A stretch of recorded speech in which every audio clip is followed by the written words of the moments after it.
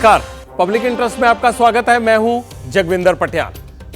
रामलला अपने भव्य मंदिर में विराजे, इसका इंतजार राम भक्तों को 500 बरस से था। प्राण प्रतिष्ठा से ठीक 48 घंटे पहले आज रामलला के बाल स्वरूप की तस्वीरें सामने आ गई।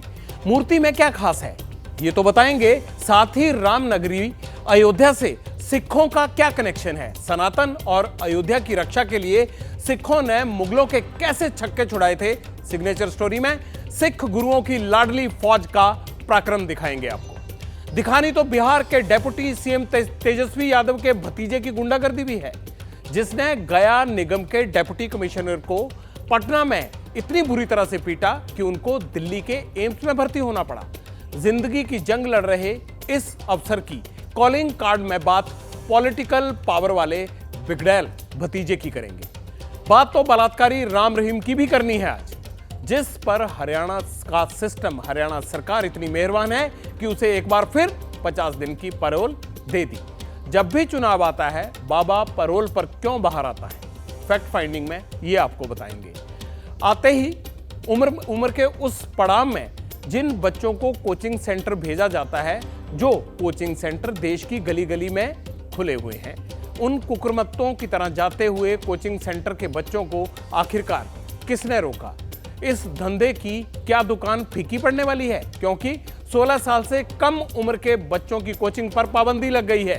केंद्र सरकार के नियम बनाए हैं। क्या नए नियम बनाए हैं? पब्लिक प्लेटफॉर्म में कोचिंग पर कायदे के फंदे की बात करेंगे आज।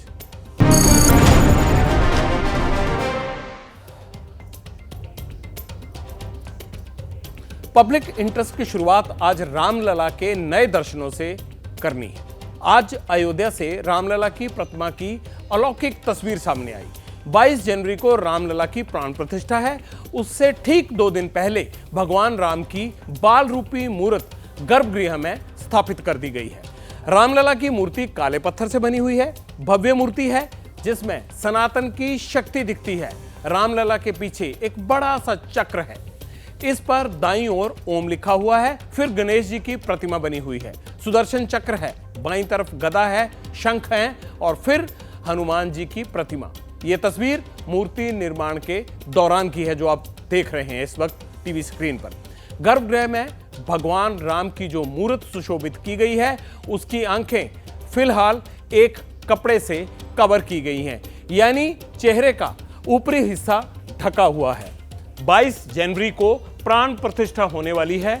उस समारोह के दौरान चेहरे की ये पट्टी हटा दी जाएगी, जो फिलहाल आपको तस्वीर में नजर आएगी। इस मूर्त में भगवान राम के वहंगम स्वरूप के दर्शन होते हैं। 5 साल के रामलला के चारों तरफ आभा मंडल बनाया गया है। इसमें एक खास क्या है, क्या क्या चीज खास है, कैसे बनाई गई है, ये आपको बताते हैं। मूर्ति का वजन करीब 200 किलो है, यानी 2 क्विंटल। ऊंचाई 51 इंच है और चौड़ाई जो है वो 3 फीट है। कमल के आसन पर रामलला खड़े हैं। दाईं तरफ हनुमान जी और बाईं तरफ गरुड़ है। रामलला के आभा मंडल में विष्णु भगवान के 10 अवतारों के दर्शन होंगे। ये हम मूर्ति के बारे में आपको बता रहे हैं, जो गर्भगृह में स्थापित होनी है। रामलला के दाएं हाथ के पास सबसे पहले मत्स्य अवतार के दर्शन होते हैं। ये विष्णु भगवान का पहला अवतार माना जाता है। इसमें भगवान मछली के अवतार के रूप में प्रकट हुए थे। दूसरी प्रतिमा कूर्म अवतार की है, इसे कच्छप अवतार भी कहा जाता है। तीसरी प्रतिमा बराह अवतार की है। विष्णु भगवान का मानवीय शरीर में धरती पर यह पहला अवतार बताया जाता है। ये हम एक एक करके आपको बता रहे हैं कि मूर्ति के आसपास क्या कुछ उकेरा गया है, क्या कुछ बनाया गया है। आभा मंडल में चौथी प्रतिमा भगवान विष्णु के नरसिंह अवतार की है। ये विष्णु भगवान का रौद्र रूप का अवतार है। रामलला की मूर्ति में वामन अवतार के दर्शन भी होते हैं। मान्यता है कि तब विष्णु भगवान बटुक ब्राह्मण के रूप में धरती पर आए थे। रामलला की प्रतिमा के पास परशुराम वाले अवतार के दर्शन भी होंगे। त्रेता युग में भगवान विष्णु के 7वें अवतार श्री राम अवतार ने जन्म लिया था। ये अयोध्या के राजा दशरथ और रानी कौशल्या के पुत्र थे। वहां इनके इस अवतार का जिक्र आएगा मूर्ति में। द्वापर युग में कृष्ण बनकर फिर पृथ्वी पर लौटे, अधर्म को समाप्त कर धर्म की स्थापना की।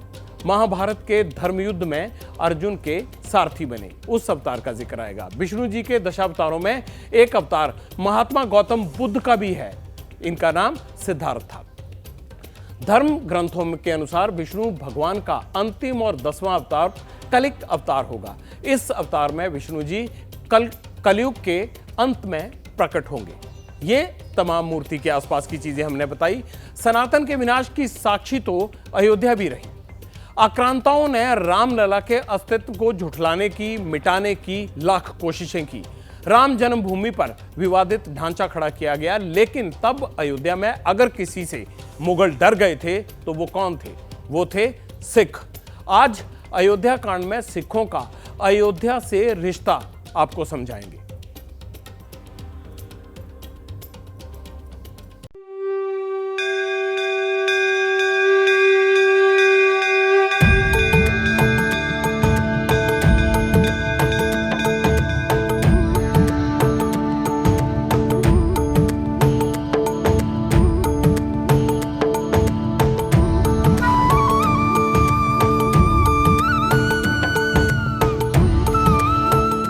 सिखों के कैसे पराक्रम से रामनगरी अयोध्या अखंड बनी?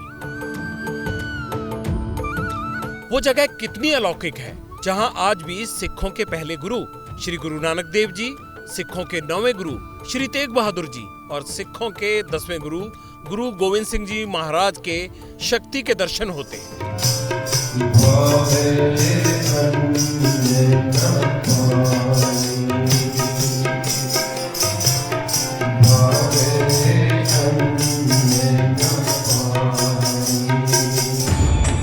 अयोध्या की धरा पर गुरु की लाडली फौज ने मुगलों को न सिर्फ धूल चटाई बल्कि राम नाम की अखंड ज्योति भी जलाई।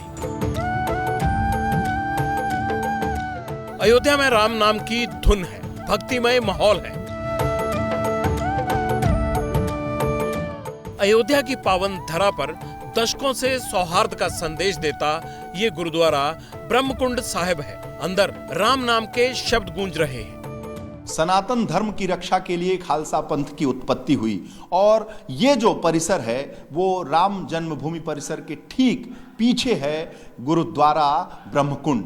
यहाँ का पौराणिक और ऐतिहासिक महत्व है। यहाँ गुरु तेग बहादुर आए, गुरु नानक देव आए, गुरु गोविंद सिंह आए। ये जो तस्वीर है गुरु नानक देव की है। जब यहाँ आए तो साधु संतों के साथ उन्होंने यहाँ पर सत्संग किया, उनसे वार्ता की। बात मुगल काल की है। अयोध्या पर मुगल हमला करने वाले थे। ये खबर जैसे ही चिमटाधारी बाबा वैष्णव को पता लगी, उन्होंने गुरु गोविंद सिंह जी महाराज से मदद मांगी। गुरु साहब ने बिना वक्त गवाए अपनी वीर सेना को राम जन्मभूमि की रक्षा के लिए भेज दिया। और ये जो शस्त्र आपको मैं दिखाने जा रहा हूं, इसका पौराणिक महत्व है, ऐतिहासिक महत्व है। राम जन्मभूमि से इसका महत्व है 1858 में जब पुकारा गया निहंग सिंहों को कि यहाँ पर मुगलों ने कब्जा कर लिया है राम जन्मभूमि के ऊपर, तो वो आनंदपुर साहब से चले और आकर मुगलों से लड़ाई की। लड़ाई करने के बाद इन्हीं शस्त्रों से वो विजेता हुए, मुगलों को भगाया। 25 दिन तक राम जन्मभूमि मंदिर परिसर जो है वो मुक्त रहा, लेकिन उनके जाने के बाद फिर वो कब्जे में आ गया। मुगलों के ये जो शस्त्र हैं वो गुरु नानक देव के हैं और गुरु गोविंद सिंह के हैं। जब तक सिखों की फौज अयोध्या में रही, मुगलों ने कभी अयोध्या की तरफ नजर नहीं उठाई। ये निहंग सूबेदार सिंह हैं। उन निहंग सिंह के खानदान से हैं जिन्होंने अयोध्या के लिए कुर्बानी दी थी। रामलला भव्य मंदिर में विराजमान है। इस पल को ये कैसे देखते हैं? सौहार्द और भाईचारे का संदेश क्या है? इससे बड़ा सच नहीं कोई हो सकता कि हमारे गुरुओं ने, हमारे महापुरुषों ने, हमारे संतों ने कुर्बानी और त्याग करके हमें को आज दिन देखने का मौका मिला। और जिस धैर्यता का परिचय हमारे सनातन ने दिया वही बहुत बड़ी मिसाल है। हमारे सिख संप्रदाय, समूह सिख संप्रदाय बहुत खुश है। तिलक करोड़ जनेऊ की रक्षा के लिए अपने बच्चों को शहीद दीवारों में चुनवा दिया और अपनी शहादत दे दी गुरु तेग बहादुर महाराज ने। श्री राम की नगरी अयोध्या में गुरु गोविंद सिंह जी के चरण साल 1672 में पड़े। उस वक्त श्री गुरु गोविंद सिंह जी की आयु बेहद कम थी। कम उम्र में उनके अयोध्या आने की कहानियों से जुड़ी तस्वीरें भी इस गुरुद्वारा साहिब में मौजूद हैं। पीछे तस्वीर है वो गुरु गोविंद सिंह की है। बाल्यावस्था में आए और यहाँ पर उन्होंने चने खिलाए। साथ ही साथ गुरु तेग बहादुर आए, यहाँ उन्होंने तपस्या की। ये पादुका रखा है गुरु तेग बहादुर का, ये शस्त्र है गुरु गोविंद सिंह का, और ये जो शस्त्र है वो निहंग सिंह का है, और गुरु गोविंद सिंह की माता जी का ये चकला रखा हुआ है। सिखों ने सनातन धर्म की हिफाजत के लिए जो बलिदान दिया, जो खून बहाया, जो अपना पराक्रम दिखाया, उसके सबूत गुरुद्वारा साहिब में आज भी मौजूद हैं। राम जन्मभूमि के लिए लड़े गए सिखों के युद्ध की कहानी सांप्रदायिक सौहार्द की सबसे बड़ी मिसाल है। सदियों का इंतजार खत्म हो रहा है, रामलला यथास्थान पहुंच गए हैं। ऐसे में मंदिर परिसर से पीछे गुरुद्वारा धर्मकुंड में सबद कीर्तन राम धुन चल रहा है, और इस गुरुद्वारे का तो अपना इतिहास है जो राम जन्मभूमि आंदोलन से जुड़ा रहा है, उसकी मुक्ति से जुड़ा रहा है, इसलिए राम धुन बज रहा है, सतनाम वाहेगुरु का धुन चल रहा है। कैमरामैन हरिओम के साथ वीरेश पांडे, अयोध्या।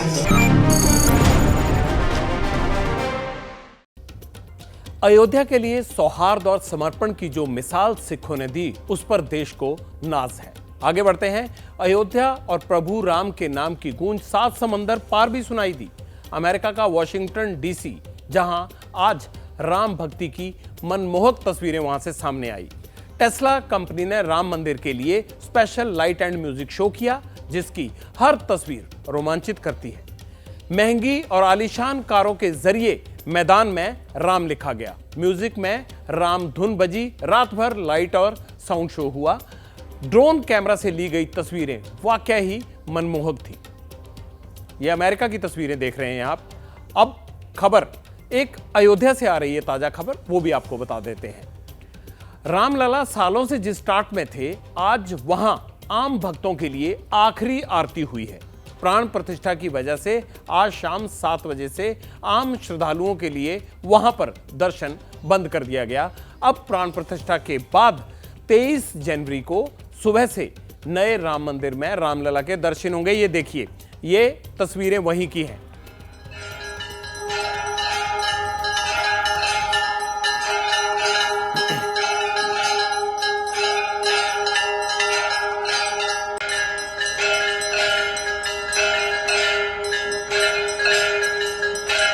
राम राज्य क्या है, इसे लेकर अलग अलग वक्त में अलग अलग व्याख्याएं होती रहती हैं, लेकिन जब बिहार का नाम आता है तो विरोधी लचर कानून व्यवस्था की बात करते हैं।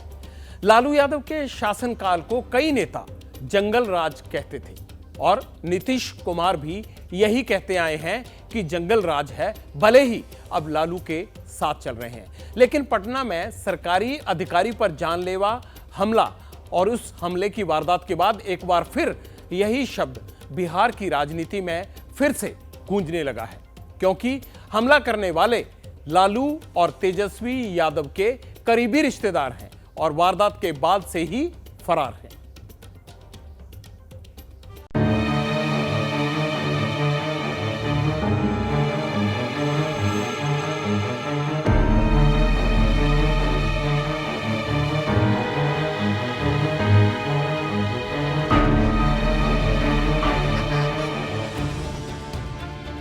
बिहार की राजधानी पटना में जानलेवा हमले का शिकार अरविंद सिंह की हालत बेहद गंभीर है।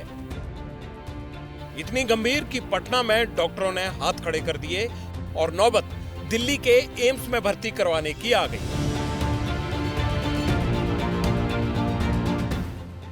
बिहार के गया में तैनात कार्यपालक पदाधिकारी अरविंद सिंह की ये हालत जिसने की है, वो बहुत रसूखदार परिवार का साहिबजादा है। शायद इसीलिए 72 घंटे बीत जाने के बावजूद आरोपी पुलिस की गिरफ्त से बाहर है।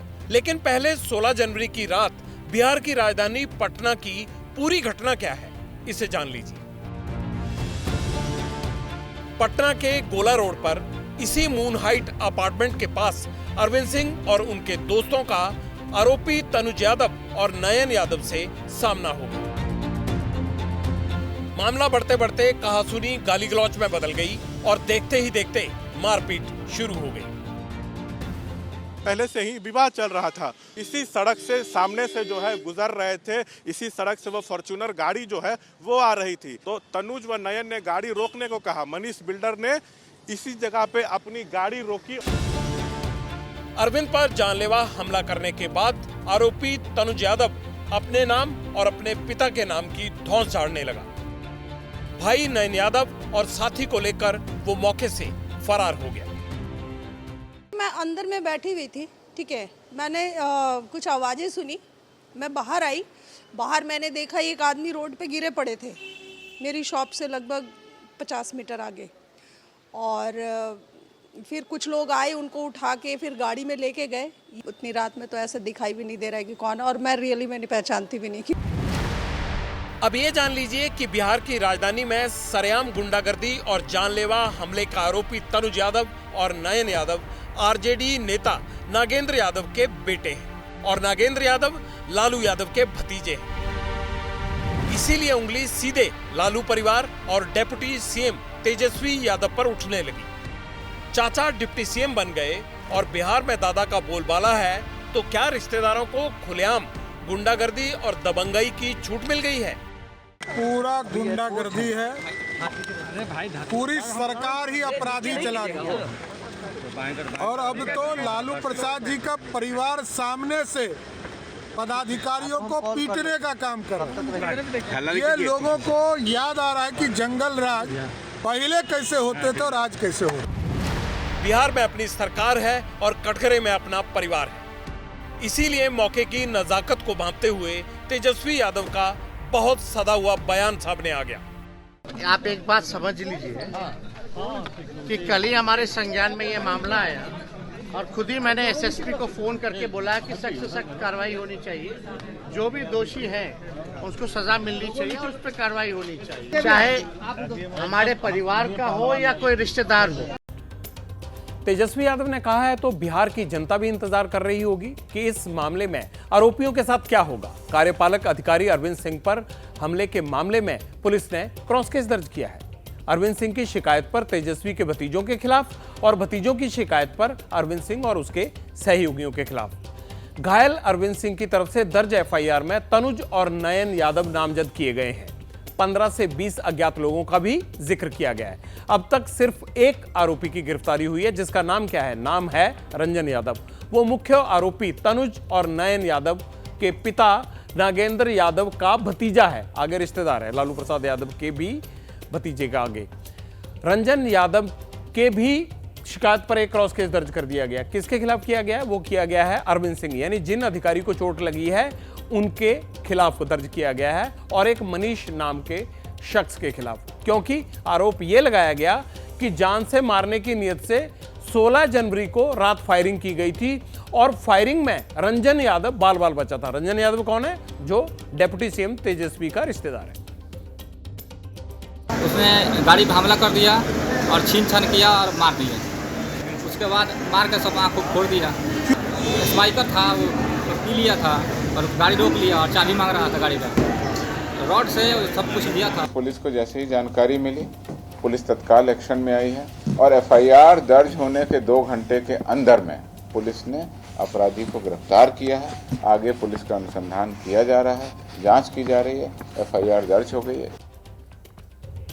नेतागिरी की यूनिफॉर्म वैसे सफेद खादी होती है और राजनीति काजल की कोठड़ी होती है। जरा सा दाग लगा नहीं कि पूरा कुर्ता खराब। और तेजस्वी यादव की पॉलिटिक्स पर तो अब तक लालू यादव के दौर की छाप साफ दिखाई देती है। तेवर भले ही वो ना हो, लेकिन कलेवर लालू राज वाला ही है। इस मामले में तेजस्वी यादव ने कड़े कदम नहीं उठाए तो जनता अपने तरीके से जवाब देना जानती है, लेकिन सियासी रसूख के दम पर दबंगई और अपराध का यह कोई पहला मामला नहीं है। किसान आंदोलन के दौरान आपको याद होगा लखीमपुर खीरी कांड हुआ था। केंद्रीय गृह राज्य मंत्री अजय मिश्रा के बेटे पर धरने पर बैठे किसानों को रौंदने का आरोप लगा था, अभी भी जेल में है। यूपी के पूर्व सांसद डीपी यादव के बेटे विकास यादव ने नीतीश कटारा की हत्या कर दी थी। विकास उम्र कैद की सजा काट रहा है। जैसिका लाल हत्याकांड याद होगा आपको। हरियाणा के पूर्व मंत्री विनोद शर्मा के बेटे मनु शर्मा दोषी करार दिए गए थे। जेडीयू के पूर्व एमएलसी मनोरमा देवी के बेटे रॉकी यादव पर आदित्य सचदेवा नाम के युवक को सड़क पर गोली मारने का आरोप लगा था। केंद्रीय मंत्री और यूपी के सांसद कौशल किशोर के बेटे विकास किशोर पर आर्म्स एक्ट के तहत मामला दर्ज हुआ था। अभी थोड़े दिन पहले की बात है। घर में विकास के दोस्त की संदिग्ध हालात में मौत हो गई थी। जिस पिस्टल से गोली चली वो मंत्री के बेटे की थी।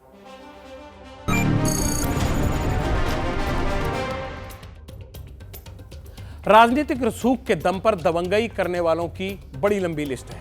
नेताओं को जनता सिर माथे पर बैठाती है, लेकिन सत्ता का नशा सिर पर चढ़ते ही नेताओं का कुनबा भी खुद को सरकार समझने लगता है।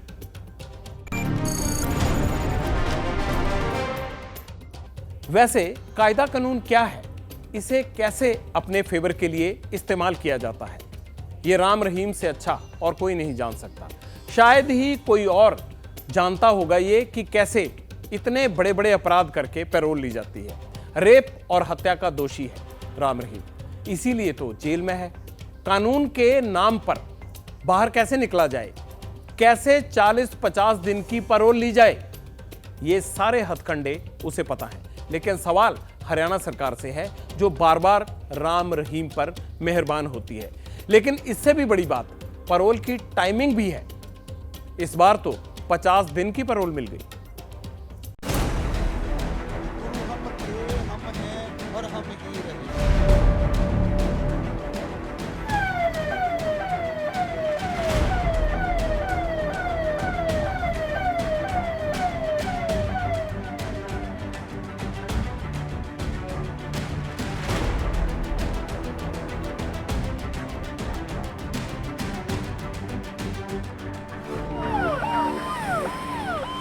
कितनी बार ये तस्वीरें सिस्टम के सुराख को उजागर करती रही।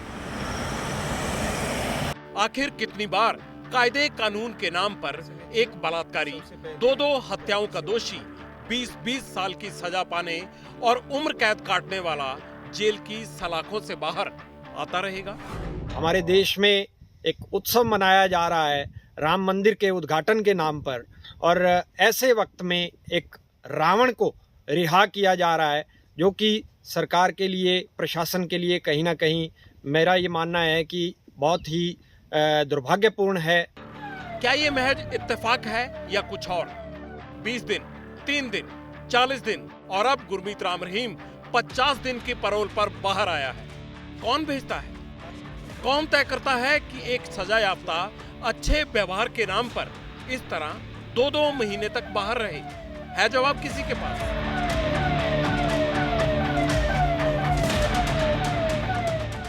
कोई भी जो कैदी होगा उसको 70 दिन की पैरोल होती है और 30 डेज की, 4 हफ्ते की, मतलब वो कितने उसमें दिन बने वो अलग है, 4 हफ्ते की उसकी फरलो होती है।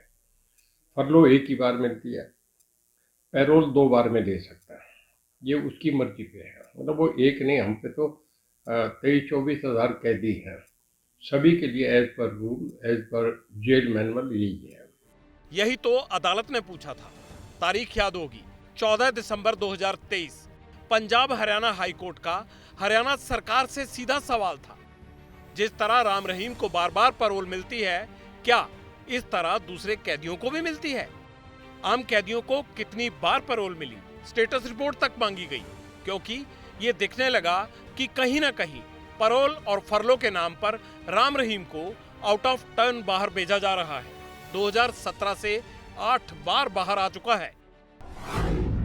24 अक्टूबर 2020 को 24 घंटे, 21 मई 2021 को 48 घंटे की पैरोल, फरवरी 2022 में 21 दिन की रिहाई, 3 महीने बाद 23 दिन के लिए फरलो, अक्टूबर 2022 में 28 दिन की रिहाई के ऑर्डर फिर साइन हुए, जनवरी 2023 में 40 दिन, जुलाई में फिर 30 दिन की पैरोल मिली, नवंबर 2023 में 21 दिन के लिए फिर राम रहीम बाहर आया और अब 50 दिन के लिए 9वीं बार पैरोल मिली। लेकिन नियम क्या है?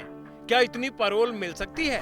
क्या रेप और हत्या के दोषी को बार बार बाहर भेजा जा सकता है? Haryana good conduct prisoners act 2022 में इसका प्रावधान है। क्या एक साल में 2 से ज्यादा पैरोल दी जा सकती है? हमें क्या है कि जिसकी 7 साल की सजा होती है वो तो डिस्ट्रिक्ट मजिस्ट्रेट उसका मतलब क्लियर करता है, उससे एप्लीकेशन देगा, कैदी हमें एप्लीकेशन देता है, हम उसको फॉरवर्ड करते हैं डिस्ट्रिक्ट मजिस्ट्रेट पे, वो उसे बॉन्ड भरवा के उसे पैरोल दे देता है।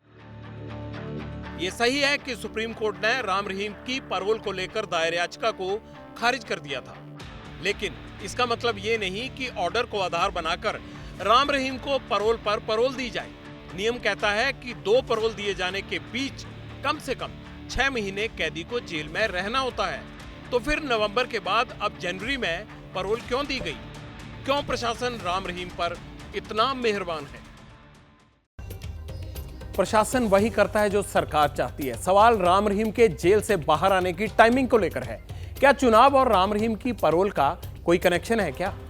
7 फरवरी 2022 को जब राम रहीम तीसरी बार पैरोल पर आया था, तब पंजाब में विधानसभा चुनाव होने थे। आप टाइमिंग देखिए। जून 2022 में राम रहीम को 30 दिन की फिर छुट्टी दी गई। हरियाणा नगर निगम के चुनाव से ठीक पहले 3 नवंबर को हरियाणा के आदमपुर विधानसभा में उपचुनाव होना था और 12 नवंबर को हिमाचल प्रदेश का विधानसभा चुनाव भी होना था। इत्तेफाक कहिए या फिर हकीकत, अक्टूबर 2022 में राम रहीम को 40 दिन की पैरोल मिल गई।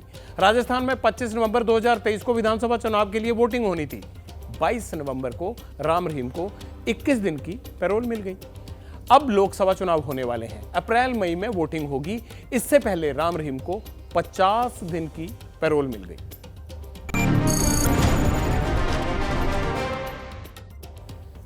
मंत्री जी कहते हैं सब नियम कायदों से हो रहा है, कैदियों के अधिकार की बात बताते हैं, लेकिन राम रहीम की पैरोल चुनाव से पहले उसको क्यों मिलती है? क्यों चुनावों से पहले ही वो बार बार बाहर निकलता है? ये मंत्री जी से भी जानना चाहिए। और जनता ये जानती है कि क्यों छोड़ा जा रहा है। ये पब्लिक है, इसका इंटरेस्ट हर जगह है। डेरा सच्चा सौदा का वोट बैंक है।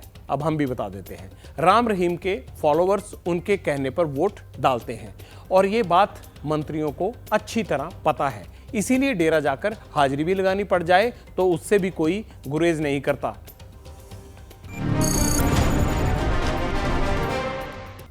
अब छात्रों के भविष्य की बात कर लेते हैं। बचपन की बेफिक्री वाली उम्र में बच्चों पर उम्मीदों का बोझ डाला जा रहा है। कोई अपने बच्चे को बड़ा अफसर बनाना चाहता है, कोई डॉक्टर तो कोई इंजीनियर। लेकिन केंद्रीय शिक्षा मंत्रालय के एक फैसले ने अभिभावकों की नींद उड़ा दी है। कोचिंग सेंटर से लेकर तमाम लोगों के लिए एक नई गाइडलाइन आ गई है। दिल्ली, राजस्थान, उत्तर प्रदेश समेत देश के अलग अलग हिस्सों में कहीं खुशी कहीं गम है। क्या केंद्र सरकार ने प्राइवेट कोचिंग सेंटर की मनमानी पर लगाम कसने की तैयारी कर ली है?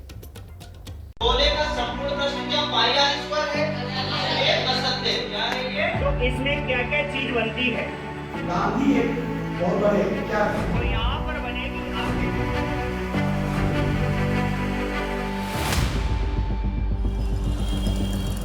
1857 की क्रांति में महत्वपूर्ण योगदान देने वाला यूपी का शहर मेरठ अब एजुकेशन हब बन चुका है।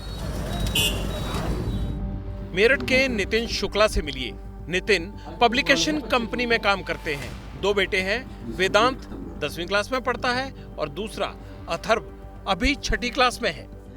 काम के सिलसिले में नितिन अक्सर घर से बाहर रहते हैं।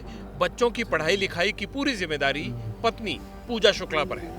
लेकिन आज दोनों टेंशन में हैं, क्योंकि सरकार ने 16 साल से कम उम्र के बच्चों को कोचिंग पर जाने के लिए बैन लगा दिया है। मुझे ठीक नहीं लगता है, क्योंकि बच्चों को कोचिंग में काफी डाउट क्लियर करते हैं। मैं तो इस सरकार के फैसले को सही नहीं मानता, क्योंकि देखो जो चीजें स्कूल में जो है पढ़ाई उस लेवल की नहीं होती है। नई गाइडलाइंस के मुताबिक कोचिंग सेंटर में 5 दिन और 5 घंटे से ज्यादा क्लास नहीं होगी। कोचिंग सेंटर में एक स्टूडेंट को बैठने के लिए कम से कम 1 स्क्वायर मीटर जगह जरूर देनी होगी। ट्यूटर्स की शैक्षणिक योग्यता को भी ध्यान में रखना होगा। नियम का उल्लंघन करने पर पहली बार में 25,000, दूसरी बार में 1 लाख रुपए फाइन लगेगा। हर कोचिंग सेंटर को अपना रजिस्ट्रेशन करवाना होगा। नए नियम की बड़ी बात यह है कि अगर छात्र पूरी फीस भरने के बाद कोचिंग बीच में छोड़ देता है तो सेंटर को कोचिंग, हॉस्टल और मेस की फीस वापस करनी होगी। रश्मि मेरठ के सत्याकॉम इंटरनेशनल स्कूल की प्रिंसिपल है। हजारों बच्चों को पढ़ाने और आगे बढ़ाने की जिम्मेदारी है उन पर। सरकार ने कोचिंग बंद की, क्या स्कूलों को इसका फायदा मिलेगा? सर ये तो एक तरह से स्कूल के लिए खुशखबरी है। आके पढ़ेंगे और अपनी अटेंडेंस भी पूरी करेंगे, जो कि वो करते नहीं थे। मेरठ से करीब 800 किलोमीटर दूर मध्य प्रदेश की राजधानी भोपाल चलते हैं। डीए कोचिंग की क्लास बच्चों से खचाखच भरी है। बच्चे बेशक जमीन पर बैठे हैं, लेकिन सपना आसमान में उड़ने का देखा है। यहाँ भी आजकल चर्चा पढ़ाई से ज्यादा केंद्र सरकार की नई गाइडलाइंस को लेकर हो रही है। वहाँ पर सुविधाएं भी नहीं है, कमरों के अंदर ना तो पर्याप्त रोशनी है, लाइट नहीं है, और वहाँ पर जो है बच्चों को बड़ी संख्या में रखा जा रहा है। पारिवारिक दबाव के कारण और कोचिंग संस्थानों के दबाव के कारण मानसिक दबाव में भी आ जाते हैं, और कहीं ना कहीं इसका असर उनके शारीरिक स्थिति पर भी पड़ता है। कोटा का नाम तो आपने सुना ही होगा। दिल्ली से करीब 500 किलोमीटर दूर राजस्थान का सबसे बड़ा एजुकेशन हब है। 10वीं के बाद और 12वीं से पहले लाखों बच्चे डॉक्टर, इंजीनियर बनने का सपना लेकर यहाँ आते हैं। केंद्रीय शिक्षा मंत्रालय की नई गाइडलाइन से सबसे ज्यादा हड़कंप कोटा फैक्ट्री में ही मचा हुआ है। दावा है कि कोटा में क्लास 6ठी से लेकर क्लास 10वीं तक के बच्चों का डमी एडमिशन भी होता है। बच्चे के अंदर खुद पॉजिटिविटी है तो वो उसे अच्छे तरीके से लेगा। वो बच्चा खुद ही नेगेटिव है तो फिर पॉलिसी तो कुछ भी कर लो, उससे कोई फर्क नहीं पड़ेगा। कोटा में 150 से ज्यादा कोचिंग सेंटर है। हर साल 2 लाख से ज्यादा छात्र नीट और ज्वाइंट एंट्रेंस टेस्ट की तैयारी करने के लिए यहाँ आते हैं। कोचिंग सेंटर्स का सालाना रेवेन्यू 5000 करोड़ रुपए का है। 3500 से ज्यादा हॉस्टल और लाखों कमरे हैं जिन्हें किराए पर लेकर ये बच्चे यहाँ कोचिंग लेते हैं। कोटा में टीचर्स को 50 लाख से 2 करोड़ तक का पैकेज दिया जाता है। साल 2023 में कोटा में 26 छात्रों ने आत्महत्या की। आपको आने वाले टाइम के अकॉर्डिंग स्किल्स चाहिए, तो बच्चा में भी हो सकता है जिस टाइम में वो कोचिंग न जा रहा हो उसमें खुद अपने आप को इम्प्रूव कर रहा हो। कोटा में सुसाइड केस बढ़ रहे हैं। बच्चे तनाव में हैं। कम उम्र में पढ़ाई का ज्यादा बोझ वो झेल नहीं पा रहे। माता पिता जैसे तैसे करके फीस भरते हैं। सरकार बच्चों के हित में सोच रही है, लेकिन सवाल है उन कोचिंग संस्थानों का क्या होगा जिन्होंने लाखों करोड़ों रुपए खर्च कर ये धंधा जमाया है। देश में करीब 7000 कोचिंग सेंटर हैं। एक रिसर्च के मुताबिक कोचिंग सेंटर की नेटवर्थ 58,000 करोड़ रुपए सालाना से ज्यादा है। साल 2028 तक इसके 1,33,000 करोड़ से ज्यादा होने का अनुमान जताया जा रहा है। कंपटीशन का दौर है। माँ बाप चाहते हैं उनका बच्चा हर परीक्षा में टॉप कर जाए।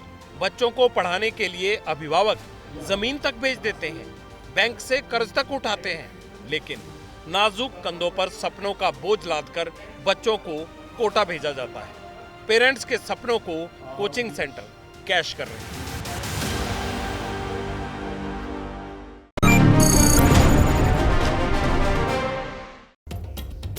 मैं खुद कई ऐसे लोगों को जानता हूं जो बच्चों को छोटी उम्र में ही 2-2, 3-3 ट्यूशन लगवा देते हैं, फिर कोचिंग का बोझ डाल देते हैं और फिर एंट्रेंस की तैयारी का प्रेशर। बच्चा करे क्या, कितना सही। कल की ही खबर है, आईआईटी कानपुर में पढ़ने वाली स्टूडेंट ने सुसाइड कर लिया। और कोटा की खबरें तो हम आपको पहले दिखाते ही रहते हैं, लगातार दिखाई हैं। 26 बच्चों ने सुसाइड किया था, तो एक हमने बड़ी खबर की थी। केंद्र सरकार ने राज्यों और केंद्र शासित प्रदेशों को गाइडलाइंस का लेखा जोखा भेज दिया है। कोचिंग सेंटर से साफ साफ कहा गया है टीचर्स के साथ साथ साइकोलॉजिस्ट और साइकोथेरेपिस्ट और काउंसलर भी आपको हायर करने होंगे, ताकि पढ़ाई के चलते बच्चों के स्वास्थ्य पर कोई बुरा प्रभाव ना पड़े। अब बात किसानों की। नोएडा में आज दिन का तापमान 10 से 12 डिग्री सेल्सियस रहा। ठंडी हवा हड्डियां कंपा रही थी। ऐसे में ग्रेटर नोएडा के 100 से ज्यादा गांव के सैकड़ों किसान नोएडा अथॉरिटी के बाहर धरने पर बैठे हुए हैं। मांग है बढ़ा हुआ मुआवजा मिल जाए। महिला हो या पुरुष, हर कोई अपने हक के लिए यज्ञ में आहुति दे रहा है। किसान अथॉरिटी से पूछ रहे हैं, भैया मुआवजा मिलेगा तो कब?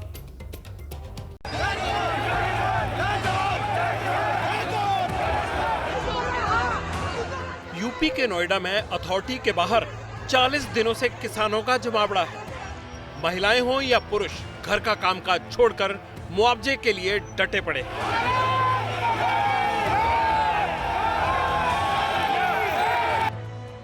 ग्रेटर नोएडा के भदौली गांव की महिला किसान पूनम शर्मा से मिलिए। 11 दिसंबर 2023 से नोएडा अथॉरिटी के बाहर चल रहे धरने में पुरुषों के साथ कंधे से कंधा मिलाकर लड़ाई लड़ रही है। नाराजगी इसलिए है क्योंकि नोएडा अथॉरिटी ने जमीन तो ले ली लेकिन मुआवजा नहीं दिया। हमारे 5% रह रहा है, 10% है और आबादी है, तो हमें ये दे नहीं रहे कुछ भी। हम बहुत दिन से 5 साल से धरना दे रहे हैं। हाँ, तो इस वजह से हमने दे रखा, हमारा दे दो, हमारे हिसाब कर दो और हम उठ जाएंगे। महिला किसान शिमला को भी मुआवजा नहीं मिला। मौसम सर्दी का है, तबीयत भी साथ नहीं दे रही, लेकिन हक की लड़ाई के लिए दवा साथ लेकर डटी हुई है। का देखिए गोड़ी ने खा खा के डोल रहे हैं, बहुत दिक्कत बेटा। कितनी जमीन है आपकी? मेरी 10 बीघे जमीन, 10 बीघे में तो 9% को भी नहीं मिले। हमारे बच्चे पढ़ाई पेट पट्टी बांध बांध के अपने वे भी बिना नौकरी डोल रहे। हमारे खेतन में बना दी कंपनी और हमारे बच्चे नहीं डोले। अपनी कई सारी जो मांगे हैं उसको लेकर यहाँ पर छोटे बच्चे भी रोजगार छीन लिया। नोएडा प्राधिकरण के दफ्तर पर 105 गांव के किसानों ने तालाबंदी की तो अथॉरिटी ने भारी पुलिस प्रशासन बुला लिया। लाठी के जोर से किसानों की आवाज को दबाने की कोशिश हुई, लेकिन किसान करें तो क्या करें। अब तक धरने पर बैठे रहे, फरियाद सुनने वाला कोई नहीं। जमीन तो बतेरी, अब तो एक बिना हम तो रोड पर बैठे हैं भैया, अब तो कुछ भी ना रहा भैया हमको। जिस टाइम जमीन लाई गई ना हमसे, यूँ कहता है तेरे बालकन को रोड मिलेंगे, काम धंधे कंपनी मिलेंगी, रोजगार मिलेगा, अब वहाँ होगी बिल्डिंग खड़ी, कहाँ जावे अब हम। किसानों की मांग क्या है? किसानों की मांग है 1997 के करार के मुताबिक किसानों को 10% प्लॉट मिलने चाहिए। 64.7% बढ़ा हुआ मुआवजा भी दिया जाए। आदमी इनकी होती हैं जो हमारे साथ हैं, उन्हें बहका देते हैं और फिर उसी काम को करते हैं जो उनका मन करता हो। हमारी तो कभी सुनवाई हुई नहीं है। किसानों को लग रहा है लड़ाई लंबी चलेगी, इसीलिए तैयारी के साथ बैठे हैं। भैया हम जूती इनकी माला डालेंगे, हम किसी ये वोट नहीं देने वाले, नहीं। अथॉरिटी के बाहर धरना स्थल पर आज हवन भी किया गया। किसानों को लगता है अथॉरिटी के अधिकारियों के दिमाग की शुद्धि हवन से ही हो सकती है। लड़ाई यहाँ है कि जैसे लगातार पहले से बहकाते आ रहे हैं, अब की बार लिख के दे दिया, अब की बार बोर्ड में पास कर दिया, तो अभी भी इनकी नियत हिसाब किताब करने की नहीं है, हमको देने की नियत नहीं है। किसानों का कहना है कि जब तक उनका हक नहीं मिलेगा तब तक यहीं डटे रहेंगे, चाहे मरना क्यों ना पड़े। अपने बच्चों के साथ आते हैं, पूरे दिन बैठते हैं, शाम को चले जाते हैं। इस ठंड में बहुत परेशान हो रहे हैं सभी, बहुत। महिलाएं रो रही हैं, प्रार्थना कर रही हैं, मुआवजा दिलवा दो सरकार। क्यों नहीं हमारी सुनते? हम छोटे छोटे बच्चों को लेके पड़े हैं यहाँ पे और हम उनसे बहुत मन से कह रहे हैं कि हमारी सुनाई होए। हमारे छोटे छोटे बच्चे, हम घर पे भी खाना कभी मिलता है कभी नहीं मिलता है, जो हमारे अपने घर हैं वो भी नहीं है, उन पे भी ये होता है कि इसे खाली करो। 5% का प्लॉट दिया जाए।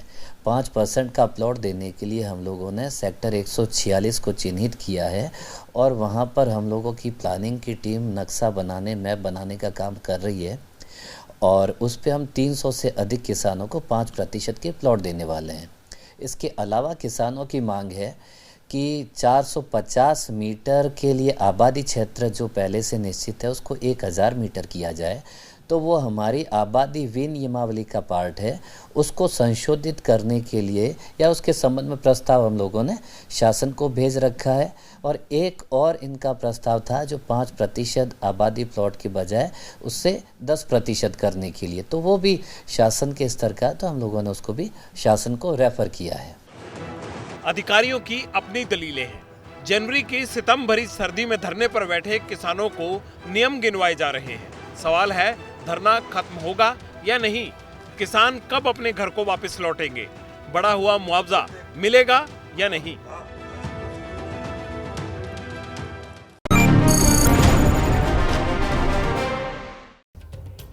नोएडा अथॉरिटी के अधिकारी किसानों को सिर्फ आश्वासन दे रहे हैं। किसानों का कहना है 16 सितंबर 2023 में अथॉरिटी ने किसानों के साथ समझौता किया था, कई तरह के लाभ देने का वादा भी किया था। अब वादा खिलाफी हो रही है।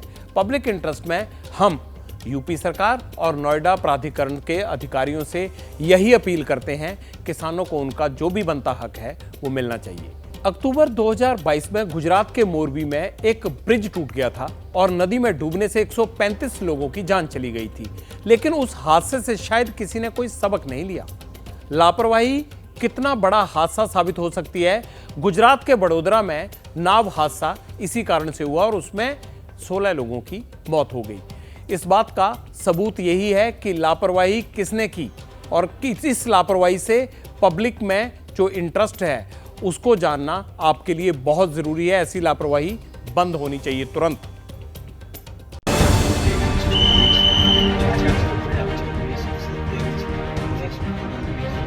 कतार में आगे बढ़ रहे बच्चों की ये तस्वीरें गुजरात के बड़ोदरा में हुए नाव हादसे से ठीक पहले की है। नन्हे मुन्ने बच्चे हरनी तालाब में बोटिंग करने जा रहे थे।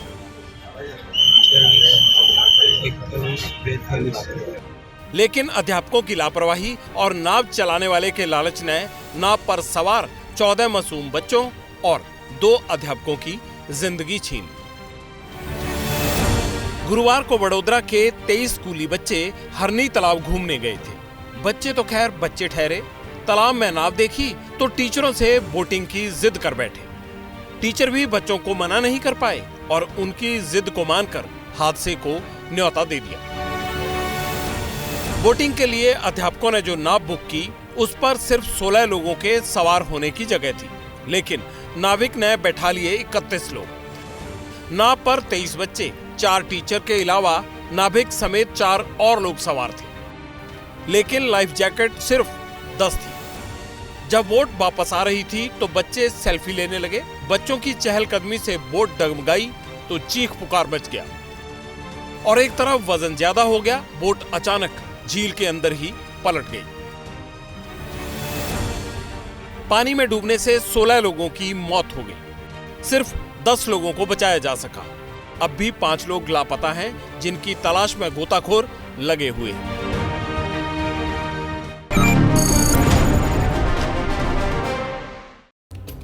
ऐसे हादसे ना हो इसलिए गाइडलाइंस का पालन होना चाहिए। बिना पड़ताल के अधिकारियों को किसी को भी क्लीन चिट कभी नहीं देनी चाहिए, चाहे बात सेफ्टी इक्विपमेंट की हो या फिर नाव पर जाने वाले यात्रियों की लिमिट की।